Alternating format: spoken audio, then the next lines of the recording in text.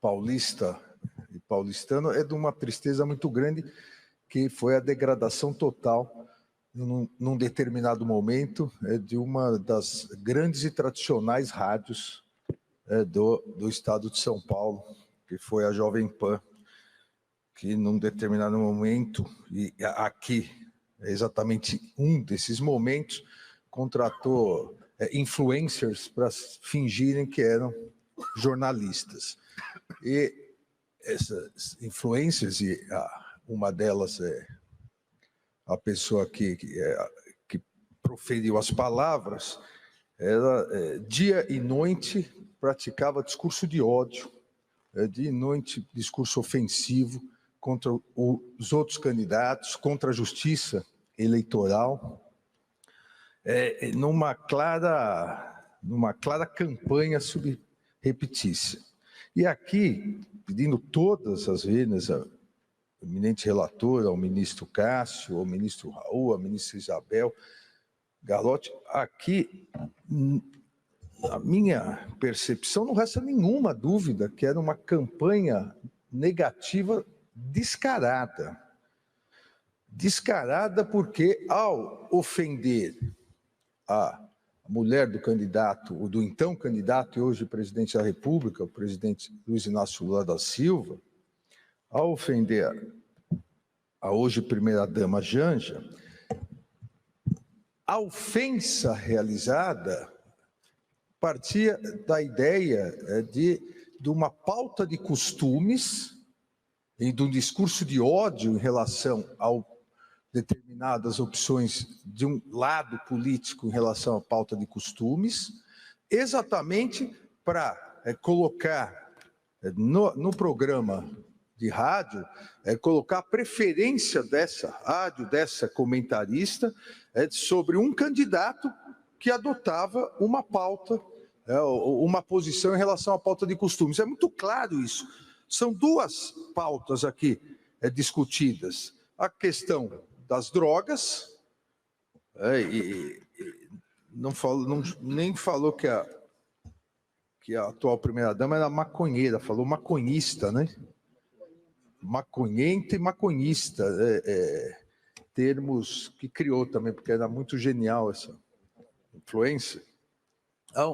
Então tratava uma pauta de costumes, a questão da liberação ou não das drogas, e a outra, a questão da orientação de gênero.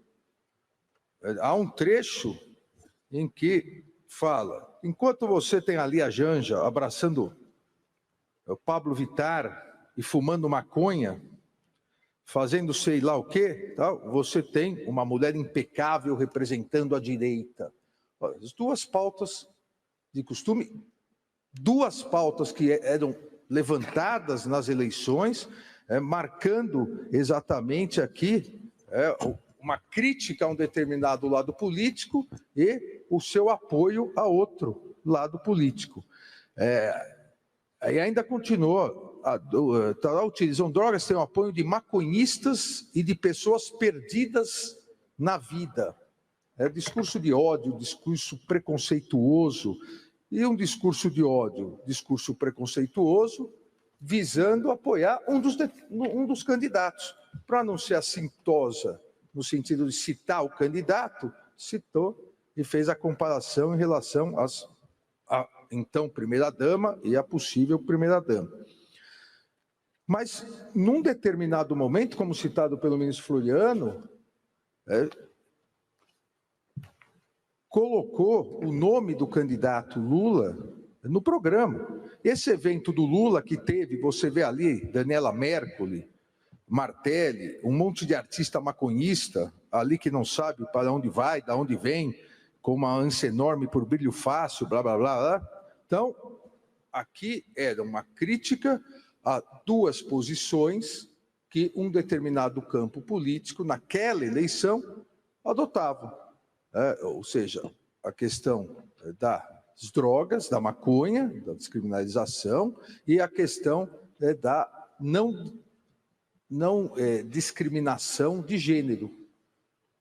Eu não vejo como afastar isso do campo eleitoral. Entendo a preocupação do eminente ministro Cássio, do ministro Raul, da ministra Isabel.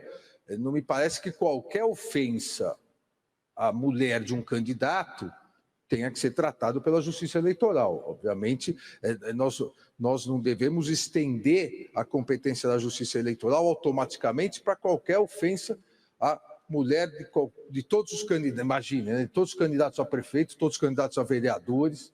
Mas se houver essa conexão direta com as eleições, com pautas defendidas por candidatos e, consequentemente, um discurso discriminatório, um discurso de ódio, direcionando ou tentando direcionar o eleitor, a eleitora para um outro candidato, aí me parece realmente que a competência é da Justiça Eleitoral.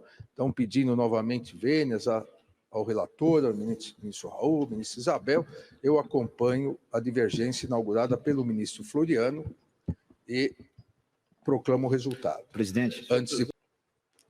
Então, o tribunal, por maioria, preliminarmente fixou a competência da Justiça Eleitoral para análise da matéria, nos termos do voto do ministro Floriano de Azevedo Marques, vencidos o relator e o ministro Raul Araújo. No mérito, por maioria, deu provimento ao recurso e julgou procedente a representação para condenar as representadas ao pagamento individual de multa no valor de R$30 mil para cada um dos representados, nos termos do voto do relator. Vencido parcialmente o ministro Raul Araújo, que fixava a multa no valor de R$10 mil, e vencida a ministra Isabel Galotti, que negava provimento ao recurso. Qual